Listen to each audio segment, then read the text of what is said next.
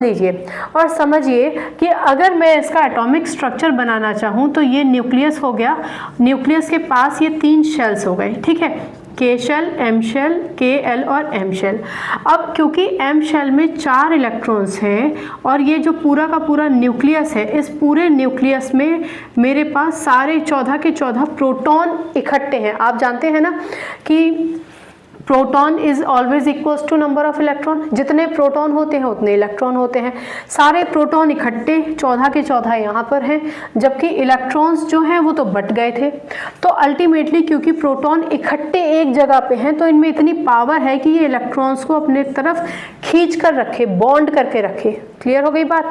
अब आप ये समझिए कि ये जो 4 इलेक्ट्रॉन्स हैं, इन चारों इलेक्ट्रॉन्स पर इस न्यूक्लियस में मौजूद प्रोटॉन्स का प्रभाव है, जिसकी वजह से ये इस इलेक्ट्रॉन्स पर एक पुल रखते हैं, एक पकड़ रखते हैं और इलेक्ट्रॉन्स को बाहर नहीं जाने देते।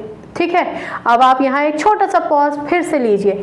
हालांकि इन शेल्स में इलेक्ट्रॉन्स हैं और हर एक शेल्स के इलेक्ट्रॉन तो एक दूसरे को रिपेल करेंगे ना, नेगेटिव नेगेटिव रिपेल करेंगे, पर उसके बावजूद भी इस न्यूक्लियस में 14 प्रोटॉन होने की वजह से इतनी पावर है कि इन शेल्स में इलेक्ट्रॉन्स के रिपल्शन को भी डोमिनेट कर ये न्यूक्लियस इन चारों इलेक्ट्रॉन्स पर अपनी पकड़ बनाकर रखेगा। इसका मतलब ये है कि इन इलेक्ट्रॉन्स को जाने नहीं देगा। ठीक है, अब इलेक्ट्रॉन्स को जाने नहीं देगा और हमें सिलिकॉन को करना है स्टेबल। स्टेबिलिटी के लिए उसके पास कम से कम 4 इलेक्ट्रॉन और होने चाहिए। तो ऐसी स्थिति में सिलिकॉन करेगा तो क्या करेगा?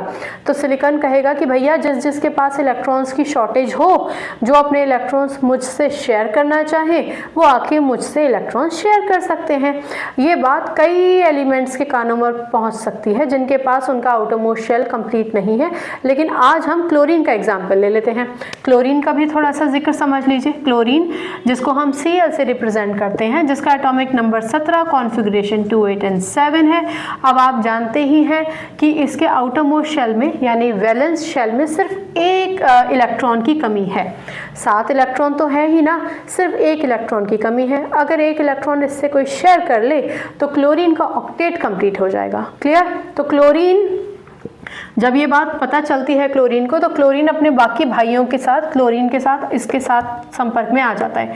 यानी एक क्लोरीन यहाँ से आया अपने 7 इलेक्ट्रॉन्स को लेकर। मैंने आपको अभी बताया कि कोई भी एलिमेंट के आउटरमोस्ट शेल के इलेक्ट्रॉन्स को ही आप उसके साथ दिखाएंगे। और ये बात भी आप जानते हैं कि अगर इसके इलेक्ट्रॉन्स को हमने डॉट से दिखाया है तो इसके इलेक्ट्रॉन को भी